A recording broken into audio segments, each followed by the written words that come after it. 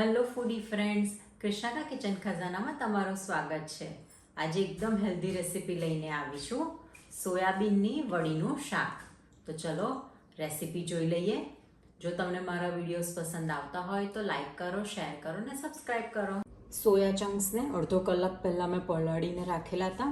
અત્યારે સરસ એવા સોફ્ટ થઈને પલળી ગયા છે. હવે આપણે એનું મેરિનેશન બનાવી દઈએ.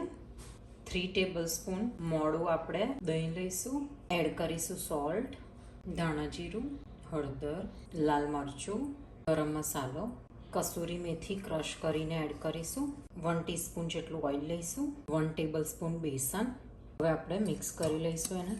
મેરિનેશન આપણું રેડી છે. હવે આપણે એની અંદર સોયા ચંક્સ જે પલાળેલા છે એ આપણે સ્ક્વીઝ કરી બધું પાણી કાઢી અને પછી એની અંદર એડ કરીશું. જો તમારે મેરિનેશનની અંદર બેસન ના લેવું હોય તો હંકડ લેવાનું. હવે આપણે મેરિનેશન સાથે સોયા ચંક્સને કોટ કરી દઈશું.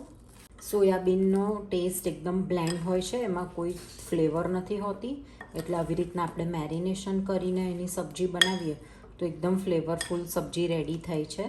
હવે આપણે એને 1 કલાક સુધીને મેરિનેટ થવા રાખીશું. 1 કલાક થઈ ગયો છે. સોયા એકદમ પ્રોપર મેરિનેટ થઈ ગયા છે. હવે આપણે ગ્રેવી બનાવીએ. ગ્રેવી બનાવવા માટે પેનની અંદર 2 ટેબલસ્પૂન જેટલું તેલ લઈશું.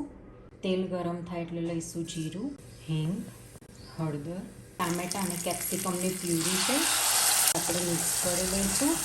2 મોટા ટામેટાની સામે 1 નાનું કેપ્સિકમ મેં ક્રશ કરેલું છે. હવે એડ કરીશું ધાણા જીરું, લાલ મરચું. હવે આપણે મિક્સ કરીશું અને ટામેટાને સરસ સતળાવા દઈશું. ટામેટાં સરસ સતળાઈ ગયા છે. હવે આપણે અંદર એડ કરીશું મેરિનેટેડ સોયા ચંક્સ. હવે થોડુંક પાણી એડ કરીશું. હવે આપણે સરસ એક વખતે મિક્સ કરી લઈએ. હવે આપણે 10થી 15 મિનિટ સુધીને ઢાંકીને એને ચડવા દઈશું. એક વખત ચેક કરી લઈશું. હવે એડ કરીશું 1 ટેબલસ્પૂન ખાંડ. મિક્સ કરી લઈએ. સોયા ચંક્સની સબ્જી રેડી છે. હવે સર્વ કરી લઈશું. સોયા ચંક્સની સબ્જી રેડી છે. હવે ધાણાથી ગાર્નિશ કરીશું. આ સબ્જીને આપણે પરાઠા, નાન, રોટી, ચપાટી દરેક સાથે સર્વ કરી શકીએ છીએ.